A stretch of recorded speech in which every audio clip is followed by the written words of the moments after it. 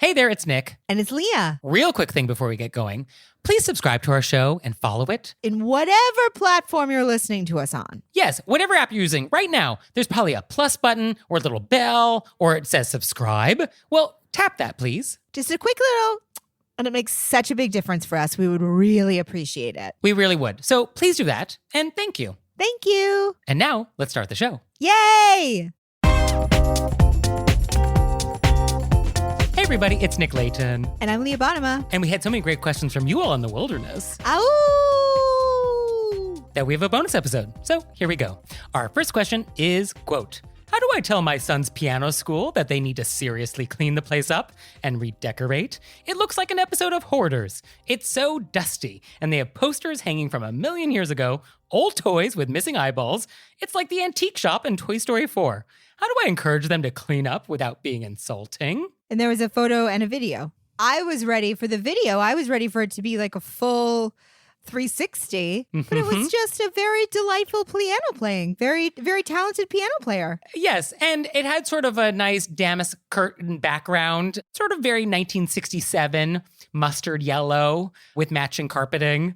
It kind of looked like a home in Valley of the Dolls. You know, I was just so swept away by the wonderful music. I see.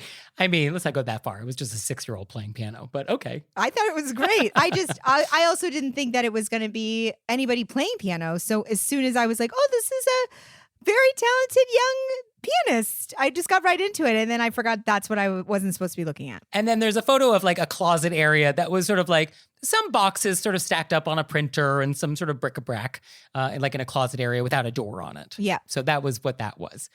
So my first thought was like, I don't think this is that bad.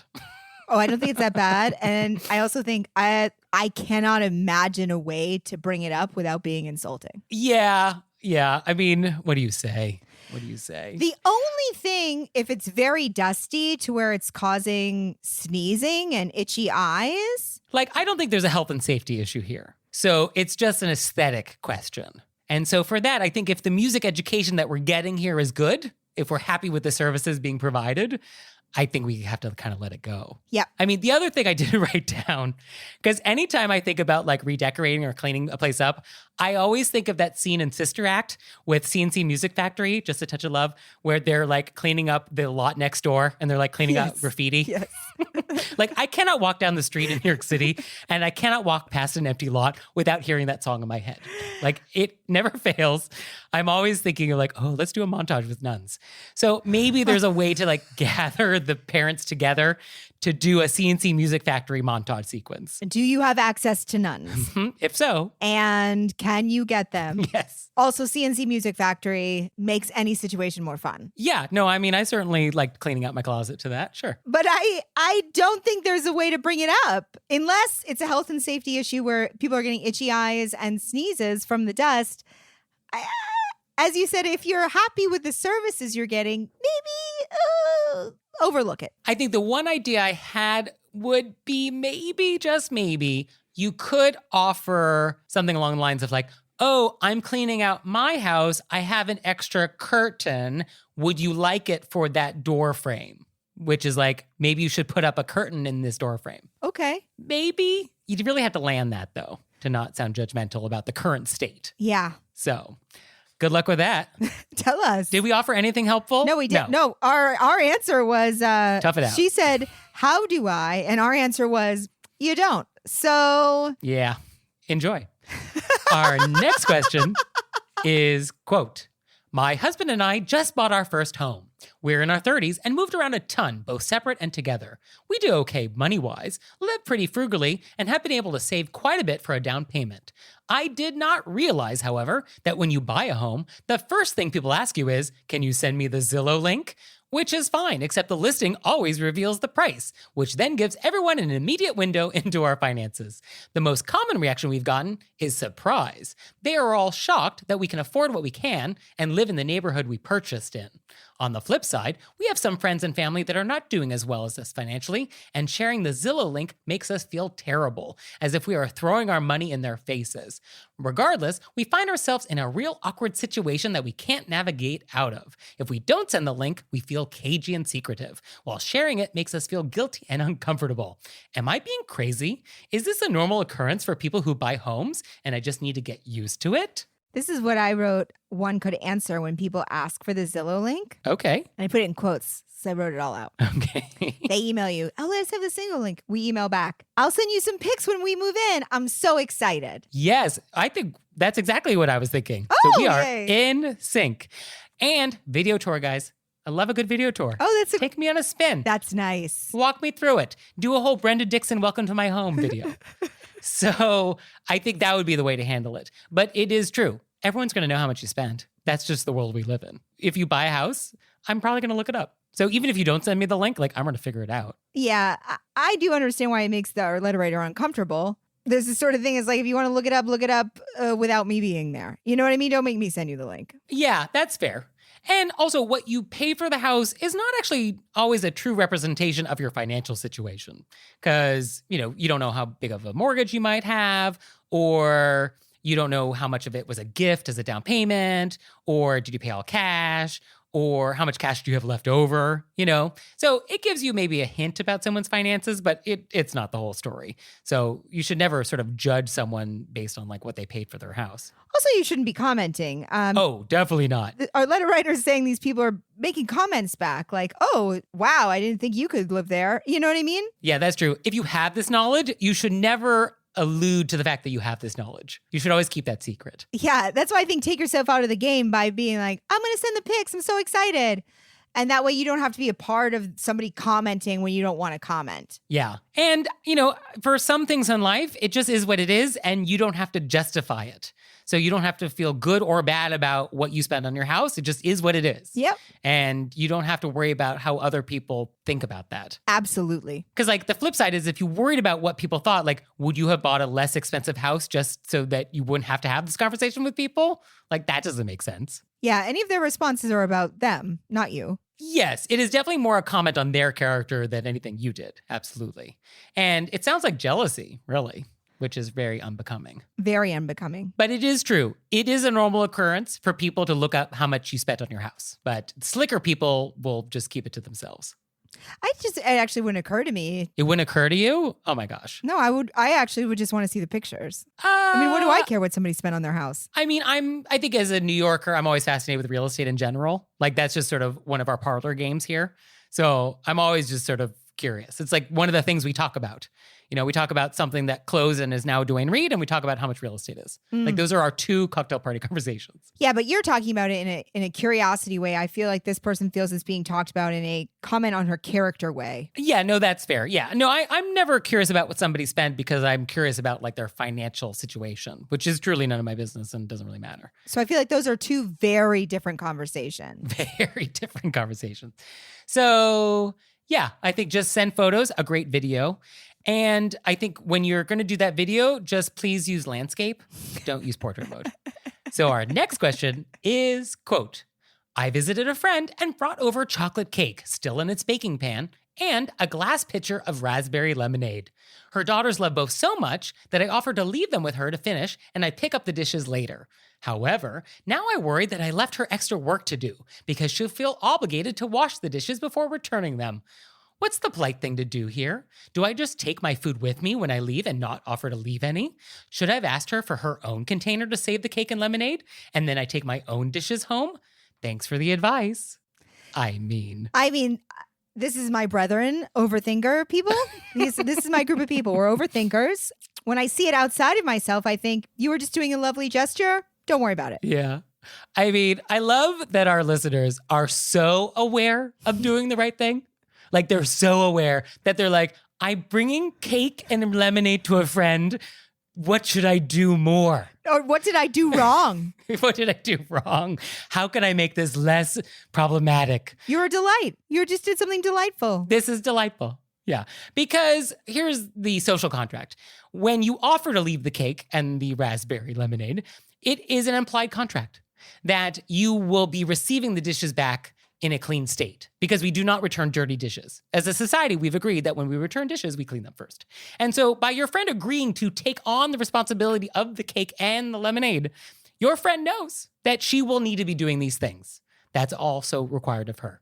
And so she has agreed to this. When she said, I want to keep the cake and the lemonade, like she knows that that's the deal. And she agreed to those terms and conditions. So you're good. She knows that's the deal. Because like, what are you going to do? You're going to leave it to her own container? Well, that's another dish she has to wash. Yeah. So you've still created an obligation to wash dishes. And I don't think she thinks it's an egregious thing that she has to take on. It's just going to be a quick boop, boop. No problem. Yeah. She's excited about the cake and lemonade. I mean, the only solution is what you can do is you ask her to hold out her hands and you put the cake directly in her hands.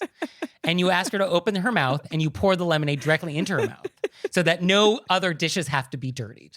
We can do that. It's an option. Put that on the table. Sure.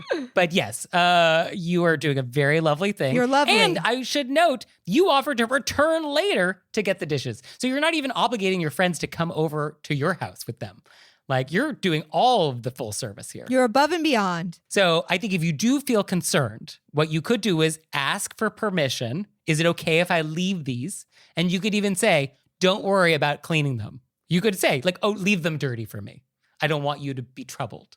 Like, I guess you could say that. You could say that. Yeah. But I mean, washing a pitcher, it's fine. I think it's not a heavy lift. It's not a heavy lift. You were great. You did great. Yeah. I mean, I would love it if you brought me some cake. I know. I'm immediately. Where's my cake and lemonade, Leah? Wait, can I have cake? Right?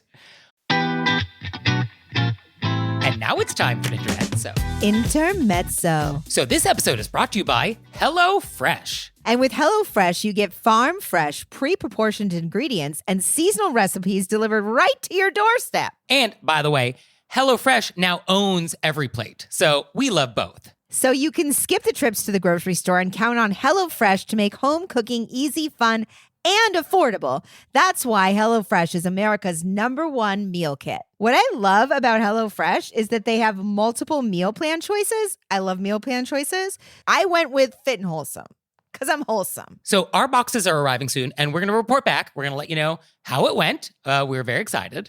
And for you out there, go to HelloFresh.com/RBWFree and use code RBWFree for free breakfast for life. One breakfast item per box while subscription is active. That's free breakfast for life at HelloFresh.com/RBWFree with code RBWFree. And now it's time for Intermezzo. Intermezzo. So did you know you can help support our show on Patreon? We have a Patreon. We do. And like there's tons of fun stuff there. There's videos, there's audio clips, all sorts of stuff. I was just thinking about how many videos there must be up there by now. Oh, there's a lot. There's a lot of bonus content that you have never seen if you do not join us on Patreon. So go to our website, select monthly membership, and see if that's something you'd like to do. We'd so appreciate it. We really would. So please check it out, and thank you. Thank you.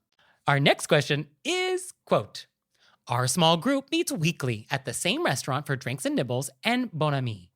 One of our sweetest members said yes when her hairstylist asked to join us. Alas, this newest member is a born annoyer. You know, that person who hogs the conversation ball, asks intrusive questions, comments on your weight, hair, and more. Once when asked to please lighten up and allow others to chat, she got so incensed, she boycotted the gathering for 1 week. We are losing members who have lost hope as it seems there's no defense except dropping out. We are at a loss as to how to manage this suffocating boundary pusher. We are polite types and loath to lie, but dare we fiddle with our moral compasses to be free? Warm thanks for any guidance. Oh, I found this one for obvious reasons, knowing my personality, to be rough. This is a tricky one. This is sticky. Yeah. Sticky. This is sticky because this is a shame. Because it sounds like we had a good thing going. It was so fun. We're getting together, catching up, everybody enjoy each other's company.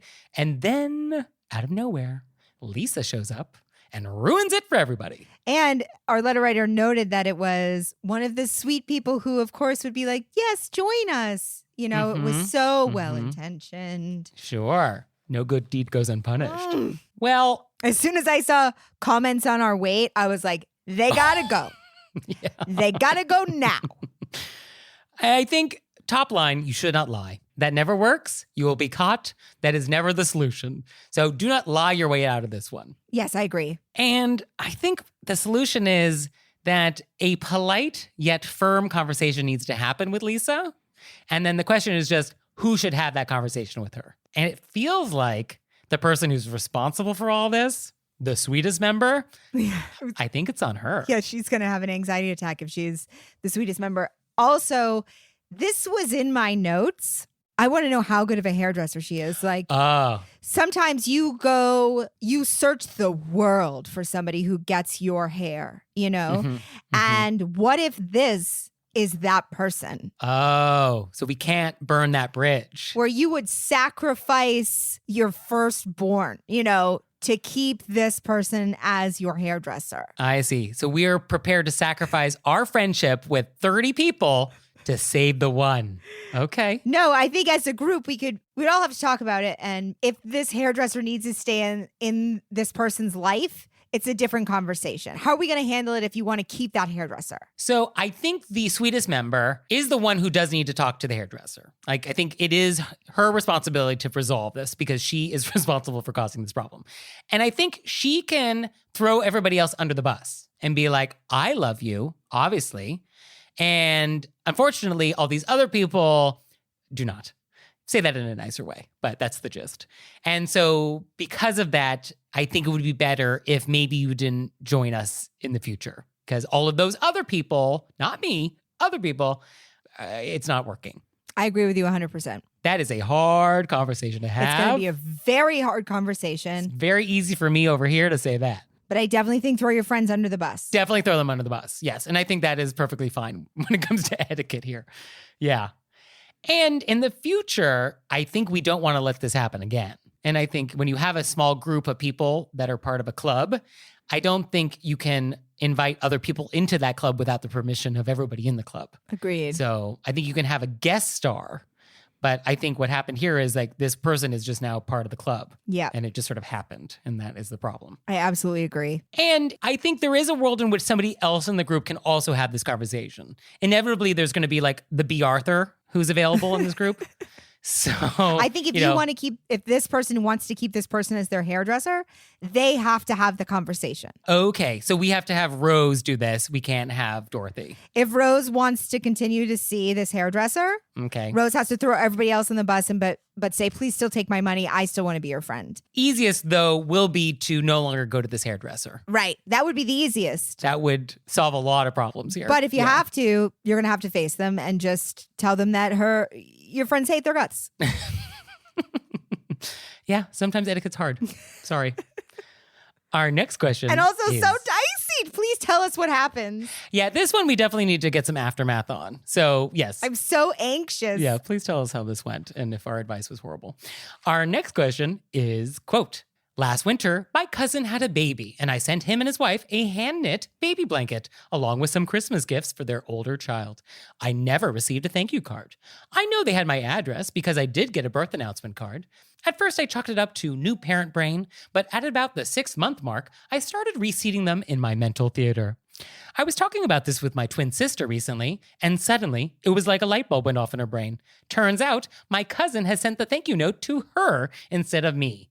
She had never thought to forward the card or even mention it to me, even though I was making the blanket when we were both home for the holidays, so she knew what the card was about and who it should have been addressed to. My questions are, has an etiquette crime been committed here? And if so, by whom? I don't particularly like that my cousin mixed me up with my twin, and I also feel like my sister should have either corrected my cousin as to who sent the gifts, or at least forwarded the card to me. And 2, is there any recourse to be taken here? I feel like the statute of limitations has passed in addressing this with my cousin, but I'm wondering if I should be reconsidering their reseating. I actually think this can be addressed. It's to be addressed by your twin sister, who should say to the cousins, I just saw my sister and I realized that you sent me the thank you card. It was her that gave the gift. Oh my goodness. I just realized it slipped my mind. Yeah. I think that she should address it to them. But yes, this is an etiquette crime. I am putting yellow tape around and I am drawing a chalk outline on the sideboard. Something bad has happened here. Yes. Yes. And it is your sister who I think is the biggest criminal here. I absolutely agree with that. Because she knows that something went amiss and didn't do anything about it. The cousins were prepared to give a pass because they did write a thank you note to the wrong person, which is a little inexplicable. Because it's kind of like, do you not know the difference between these two people? I mean, Come on. But I think I think that we can write that off. We'll give them the pass because We'll give them a pass. It's new parent brain. They haven't slept in months. Yeah, no problem. Fine. But yeah, the sister. So I think the sister is indeed responsible for fixing this problem. Yeah, and I think that she should. And so what the sister should do is she should go to the cousin and be like, this thing happened. Oh my goodness. And then the cousins should immediately reach out to our letter writer and say like, oh my goodness, cannot believe this happened. We love the baby blanket. So sorry we did not send a thank you note to you. Oh my goodness. Yep, that's ideally how that will play out. And then our letter writer would say, oh, don't worry at all. Not a problem. I'm just glad you liked it. Yes. And then secretly you can harbor resentment. Although I think that if they apologize right away, we could give them a pass on the baby brain on this one. You could reseat them. You could move them back in if they immediately, do you know? Yes, if they make immediate efforts, if they send you a photo of the baby with the blanket, if they are very apologetic, then yes, total misunderstanding. You can put them back to their old seats. Your sister, I mean, relationships between twins are complicated. I mean, relationship, I assume, between any siblings are complicated. So, yeah, you're kind of on your own with how you want to handle that with your sister. But she should fix it. She should fix it, correct, yes. And I think you can ask your sister to fix it. Like, I don't think we have to hope your sister fixes it. I think you can ask your sister, be like, can you please just tell the cousins who actually made the baby blanket? Yeah, I don't think it's a weird ask at all. So that's what we would do there. Oh, I'm so glad we were on the same page with that. I love it. I love it. It happens. I mean, we're on the same page a lot, but we both immediately were like, sister's the criminal. Sister's the criminal. Fix it right away. Immediately. Our next thing is repent. So as you may remember in a previous episode, we talked about a all-you-can-eat sushi restaurant in which you take the rice and shove it under the table. So that which you do not take the rice, but that someone has. Yeah, somebody had done that. You should not do that because that's rude.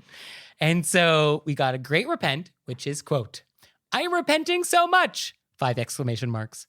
I was on a date with a guy once who did the dunk rice in sauce trick, quote unquote, at a Chinese buffet. And at the time, I thought it was cute and hilarious. I was young and naive, and now I know that I should have intervened. I'm so sorry. May I add 2 things? Sure. A, I love that this letter writer uses a lot of exclamation points to show their passion. Yo también. And I wanted to say, often I think of some time where I did something like our letter writer's doing. I remember back, oh, I did this, or, and I'm mortified. Yeah. And sometimes I wake up in the middle of the night and I remember my 20s and I think, oh, how are people still my friends? I do think I love that people are repenting. Yes, get it off your chest. Get it off your chest. Also, we must forgive ourselves. Yes. By the power invested in us by Romulus and Remus, we give you a full pardon for this etiquette crime, and you now have a clean slate. I also actually have I got ordained to be a minister at my friend's wedding. Okay. And I remember because I just got the renewal, not the renewal, but they reminded me, oh, it's the anniversary of you being an ordained minister. Okay, here's a new PDF to download. Certificate. Here's your certificate. And on that, I mean, this is just the power vested in me. I am allowed to forgive people. It's on there. Oh. I thought I could just marry people, but I can also forgive people. It's on the list. Oh, so now we actually have credentials. I actually am in New York only. I'm only certified in New York. Oh, I see. This person's there on their own if they're out of state. So if you're out of state, you may need to bring in another person. Okay. All right. Well, we really offer a whole menu of services here, don't we? Well, do you have something you need to repent for which you would like absolution if you're in the state of New York? Let us know. Send them to us through our website, ventorepent.com or wereraisedbywolves.com. Or you can leave us a voicemail or send us a text message, 267-CALL-RBW. And we'll see you next time. Bye. Bye.